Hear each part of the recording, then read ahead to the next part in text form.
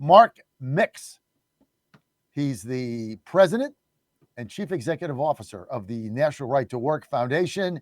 And boy, we got a doozy going on in Virginia. Mark, Happy New Year. Merry Christmas to you and your lovely family. Great to have you with us, Mark.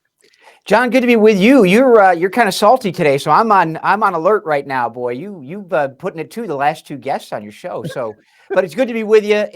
We do have a big fight on our hands in Virginia. Obviously, the elections didn't go too well here for those that love liberty and freedom, and so we've got work to do. But it's good to talk with you, and let's get going. So listen, we got a fight in Virginia. We know what happened there. We know what a disaster it was, but we also know that there is a overwhelming majority of House members, Democrat House members in the Virginia House of Delegates and State Senate that want to get rid of right to work in Virginia, which has been a linchpin, a cornerstone of job growth and new business production in Virginia. How do we stop it? Because it would be a disaster to get rid of it, Mark. Yeah, well, the only way we stop it, John, is to let Virginians know about what the Democrats are up to. I mean, the bill's already been introduced. They've got their Democrats, their discipline on the Democrat side of the aisle, and obviously we got work to do on the Republican side too, John. But it's going to be a big battle, and the only way you win these things is to get people mobilized and activated when it comes to having them understand what's going on. I mean, when January 14th rolls around, we will have already mailed around 500,000 pieces of mail to Virginians. We'll be out visiting with Virginians, talking about what the Democrats are up to. I mean, John, I find it astounding that the first thing they want to do with their agenda on the campaign trail about making Virginia greater, the first thing they want to do is they want to make Virginians pay union dues or fees in order to get or keep a job.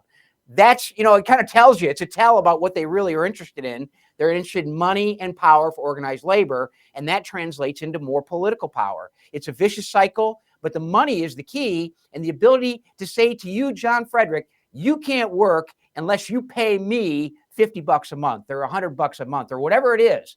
That's outrageous from an individual rights standpoint, but also to your point, it's about economic development and economic freedom.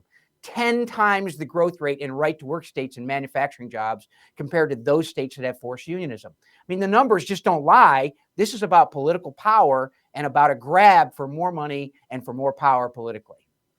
So they ran in Virginia, and we talked about what a disaster 2025 was for all of us as in the political realm.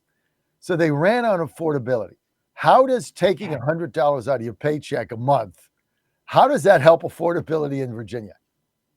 Well, it doesn't, John. It's just rhetoric. You know that. I mean, you've been around a long time and you've seen a lot of things and heard a lot of people talk about, especially on the campaign trail. The old adage about what they say before the election is not necessarily what they're going to do after the election. Now they're safely in office. We're going to see them organize on January 14th, and you're going to see the reality of the agenda. The first thing they're going to do is try to force workers to pay dues or fees to keep a job. Then they're going to give government union officials power over the bureaucracy here in Virginia, from the state level all the way down to the county and city level, by authorizing union bargaining over how we run our government in the Commonwealth of Virginia. This hasn't worked in any other state where they've tried it, but yet they're going to say, hey, Virginia will be better off if we give a private institution a position in between elected officials and those that elect them. I mean, New York, California, Illinois, New Jersey, Connecticut, all those states that are all in with union power over government employees are on the fiscal precipice of disaster. Virginia is still okay, pretty solid based on the last 4 years and Governor Youngkin's leadership. But now they're going to say, we're going to change the dynamic for state government, and in the meantime, force workers to pay union dues or fees in order to work. So if I'm a state government, county or city employee, and I'm a public employee of a state of the state of Virginia, the Commonwealth of Virginia, or the county, or a city, then the Democrats want this organized into a union. I pay forced union dues, and then the union has a power over what the government, what do you call them, civil servants or bureaucrats do. Is that my understanding of it? Yeah, John, this is what President Trump's in a fight over right now about controlling the federal bureaucracy. We've talked about this a week or two ago about the move by, and unfortunately, including Republicans, a small group that basically overturned an executive order that President Trump issued to basically get control over the federal bureaucracy again. What's going to happen in Virginia, and it happened under the Governor Northam, is they allowed the option of localities like Prince William County and Fairfax County and Arlington and Alexandria to basically let these union officials in and negotiate contracts over government employees. It was optional at that point. The next step is to make it mandatory, that you have to bargain. Back in 1993, we worked with Governor Doug Wilder at the time to pass a statute that said, look, every worker in Virginia, whether you be public or private, has the right to unionize. You can join a union, you can associate with a union, you can do anything you want to promote unionism, but we're not going to, as a state, we're not going to allow union officials to negotiate how our state government's going to work. So it was a statutory prohibition against bargaining, this idea of letting unions in. We passed that through the legislature. It was in place for 20, 25 years, 30 years, maybe. I forget, I lose count, John. Been around a long time. But now it's going to make it mandatory, and that's a real problem for Virginians and taxpayers. It's crazy. Let's get to Mark Mix with us, and Happy New Year to all, and to Mark. Happy New Year. Today, New Year's Eve, as you know. Mark is the president CEO of National Right to Work. So, Mark, I'm very, very focused on right to work in Virginia because having lived in Virginia for so long, right to work was always one of the cornerstones, the mainstays of being able to get jobs in here, recruit companies in. And this is why we've been one of the top states for new job creation for so long. But look, we got radicals that have been elected to the state Senate in 23 and to the House of Delegates in 25. A lot of them ran on repealing right to work. If right to work were to be repealed and Spanberger signs it, which is still, she says she isn't, but who knows, if it's repealed, what does that do to the job growth and to the ability for people to get work in Virginia? What would happen? Walk us through that, Mark Mix. Yeah, well, John, I think the stats indicate that there'll be less opportunities for workers here in Virginia. I mean, as I mentioned at the outset, manufacturing job growth, those good paying jobs that everybody wants and everybody tries to promote, 10 times the growth rate in right to work states versus non-right to work states, double private sector job growth in right to work states versus non-right to work states. 26 states have right to work. Several of those states have a higher union density than states that don't have right to work, because then union officials are accountable to the very people they claim to represent in the workplace. And so the opportunities, the economic opportunities, I believe, will begin to disappear and dissolve. They will go to North Carolina, South Carolina, Georgia, Tennessee, Kentucky, Florida, Utah, Arizona, Nevada, those states, Idaho, that have right to work, that are growing now, where opportunity is growing, where you can have kids that graduate from a state school and they can stay in the state and get a job. Those are important things, those opportunities. I mean, the Democrats have a policy that says, look, just let us control everything and everything will be fine.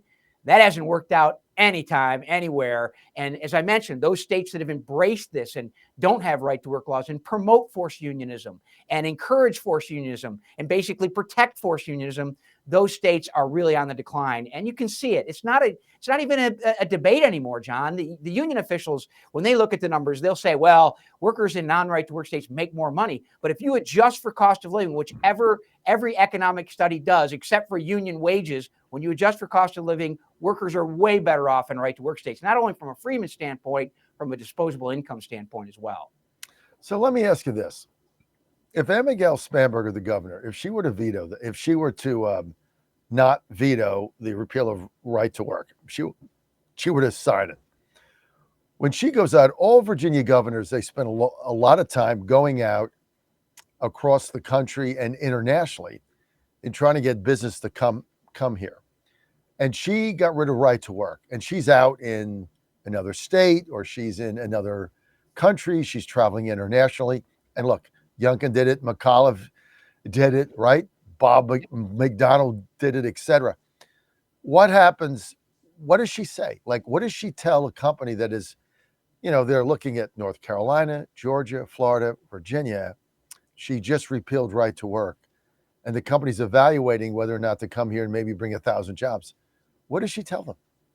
Well, the first thing she's going to encounter is that literally half, according to site selection experts in the Fairness Corporation, which has been changed a little bit, but they did a study saying half of all businesses looking to expand or relocate or invest in a particular state will not even consider a state without a right to work law. So first of all, only 1 out of 2 people she calls up on the phone are going to talk to her about it because Virginia wouldn't be a right to work state. And then after that, she is competing with those states you just mentioned that are our neighbors that will do a whole lot better in job recruitment and investment in their states if Spanberger has to go out and say, yeah, no. Where the unions will be part of this equation when you come to Virginia from a standpoint of we'll allow you to force unions to force your workers to pay dues as a condition of employment. I mean, it won't work for her. And Virginia, of course, when you look at it, John, you look at the Senate, the members of the Senate there, it's a 1-seat difference right now politically. And you've got the Northern Virginia delegation, which is basically half of the delegation. Those folks are all in for the federal bureaucracy. It's not working. And their plan won't work for Virginia if their plan includes forcing workers to pay dues or fees to get or keep a job. So where is this battle won? Is it won with Governor Spanberger, Governor-elect Spanberger? Is it won in the Senate? It's not going to get one in the House, right? They're already filed legislation to repeal it. They have the votes. So it passes the Virginia House of Delegates. Where's our fight? How do we stop this? How do we win? Yeah, well, John, first of all, you never concede anything. Fight it everywhere. Fight it on the land, on the sea, on the ice, wherever you do, you fight it everywhere. And I know you know that. You have that mentality as well. I mean, we're not giving up any place. Like I said, we've got literally 400,000, almost 500,000 pieces of mail going out. We've got a social media program we're developing. We're working on putting the final touches on media work that will have an impact and hopefully mobilize grassroots. I mean, obviously the House is a tougher climb. The Senate, if we can get 1 or 2, one way or the other, to switch, that's a possibility for victory. There's 5 or 6 seats where I think the issue will make a difference. And then with Spanberger, I mean, she's got to, her rhetoric is softened just a little bit from the campaign trail. On one hand, she had to placate the union officials that have their mind set on forcing workers to pay dues to get or keep a job in Virginia. But she had to temper that a little bit when she spoke to like Virginia Free, the group, or the Chamber, or other business opportunity or business groups in the Commonwealth. And so we'll see. But she needs to, maybe she'll whisper in somebody's ear saying this is not the right time to do this. Often, like Republicans do, John, when they win elections, they don't execute on what they promise. They say, oh, just let us wait for one more election and then we'll get the job done. Right. Those are the basics of nature of the political system. But we've got to fight everywhere. That's what we have to do. So when you when it goes through the Senate, I know so we're going to fight the House, but it's a tougher climb. So are we going to be looking at specific senators in the committee where maybe we bottle it up there? Is there an information campaign that we can provide them and their constituents with on how repealing right to work would be such a calamity for Virginia? Yeah, absolutely. This is not a fight we haven't had before. They've tried to repeal. Well, actually, they tried to repeal Virginia's right to work law back in 1991, and we were able to stop them there. We've had fights in Iowa. We've had fights in Wisconsin. We've had fights all over the country on repeal of right to work. And so there is a way to fight this, but the only way to make sure you're successful is to mobilize Virginians and let them know what they're doing. I mean, it's just a matter of they want this done in darkness. When we spread light on this stuff, people stand up and say, wait a minute, this is not what we asked for, not what we voted for. And at this point, I think when politicians, the 4 or 5 or 6 senators and a group of House members, House delegates, when they're confronted by their constituents, they will say, well, what's more important, my reelection or standing up, on an issue that would basically says we're going to force workers to pay dues or fees to get or keep a job. I think there's a plan ahead that shows that ends up with success, but it doesn't. It has to contain mobilizing literally thousands and thousands and thousands of. So we want as we mobilize this campaign, we want thousands and thousands of Virginians that understand this issue and how critical it is to the future of the Commonwealth, that really understand it, or that we can help give them the information to understand it, to contact their targeted state senators, House members, and the governor's office in order to not repeal right to work. So therefore, they have to be informed, because a lot of people don't even know what this is, right? So you got to inform them, and then you got to motivate them to get involved. And as we all know, the one thing that politicians do respond to is their constituents clamoring for something. Yeah. Is that kind of the way this works? Absolutely, John. I mean, it's not rocket science. It's pretty simple science, and it is identify, mobilize, and educate. And if we can do that, there's a chance. And we always have a chance until we don't. And then if we don't have a chance, this session, we'll come back and try to make them pay a price for it next time. So we'll see. So let's couple more minutes here. When we talk about forced unionization and why the unions are for this and the politicians are, because the unions get the money and then give the Democratic politicians.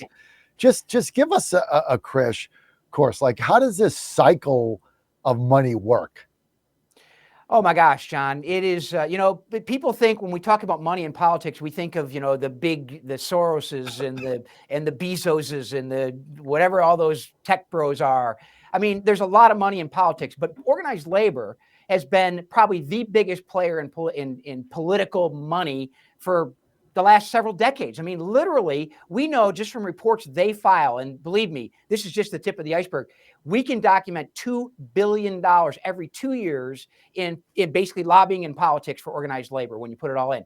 And John, you know which way that water flows. It doesn't flow to the right, it flows to the left. And it flows to the left in huge proportions. I mean, take Kamala Harris versus Donald Trump. For every $1 Donald Trump got from unions, and basically Donald Trump got a majority of private sector union households to vote for him, Kamala Harris got $272. I'm a government school graduate, but I think that's somewhere north of like 99.4% of the money went one way, and yet the votes of the members that these unions claim to represent went the other way. So the money matters. It does matter, but it's not the end of the game. That's for sure. Well, the confiscation of your money out of your paycheck to go into a union who you might not support what they're doing, and then that money goes to the politicians to get them elected to be sure that the unions remain strong. I mean, isn't there just something inherently wrong with that cycle of cash? Yeah, John, and I mean, you're right. It's wrong, and unfortunately, being right doesn't guarantee success. That's and true. That's the problem with politics. You have to go out and do the work, mobilize, energize, activate, educate, all those things that we do that we should be part and parcel of an American self-government experiment that we're in. I mean, Jefferson said it better than anyone else. He said, in order to maintain what we have, you have to have an educated constituent. You have to know what government's doing. And that's what our job is going to be for the next couple of months, is to let Virginians know what government's trying to do. It's New Year's Eve. Mark Mix, who's the president and CEO of the National Right to Work organization, good friend of mine, FOJ, friend of John, great guy. Mark, top 3 priorities, National Right to Work 2026. Yeah. Save Virginia's right to work law. Save Virginia's right to work law. Save Virginia's right to work law. We'll work on Congress too, but Congress is another animal altogether. President Trump's done a good job of getting the National Labor Relations Board working again, which is the agency that adjudicates labor issues in the private sector. That was really important. That happened 2 weeks ago, I guess. So lots to do as we move ahead. And obviously, as we head into 2026, John, you know what happens in November of 2026. So lots going on. Mark Mix, President, National Right to Work. Mark, your 3 priorities. Virginia, Virginia, and Virginia. I like that. Even I can embrace that and remember it. It's 3 becomes 1, 1 becomes 3. We're going to be right there with you. And it's going to be very interesting to see the pressure we put on Governor Spanberger, because the interesting part of this is this is not going to be decided in a vacuum. She wants to run for president. Everybody knows that. She wants to be the VP pick. Everybody knows that. So her national political ambitions are going to play into this decision. It's going to be very interesting to see how this plays out. And also some of the senators that could be vulnerable, because, things change. They could be vulnerable in 2027 also. So there's going to be a lot of play here. But the John Fredericks Media Network, we got to get right on this. We got to get on board. This is going to be our topic. Our number 1 issue in Virginia in 2026 is making sure that right to work stays as an option for union workers in Virginia, so they don't just confiscate money out of their check that they don't want it to be taken out. And I just don't know. I don't know how they square that with affordability. That's a dilemma here. You ran on affordability, and now you're going to take money out of people's checks that they don't want taken out, and somehow that's affordability. But if that's not upside down, Mark Mix, I don't know what is. You're too rational, John. Thanks for the opportunity. Appreciate being with you. Mark, good to have you with us. You can always follow Mark Mix. What's your social media, Mark? Yeah, it's nrtw.org is our internet stuff, nationalrighttowork.org, nrtw.org, NRTWC is our committee. Our social media, I'm sure we're on TikTok and Twitter and all that, X, all that other stuff. I need to have that up on my board here, John. I'll get it. I'll take care of it. At Mark Mix. So I got to do Mark. There you go. I know it.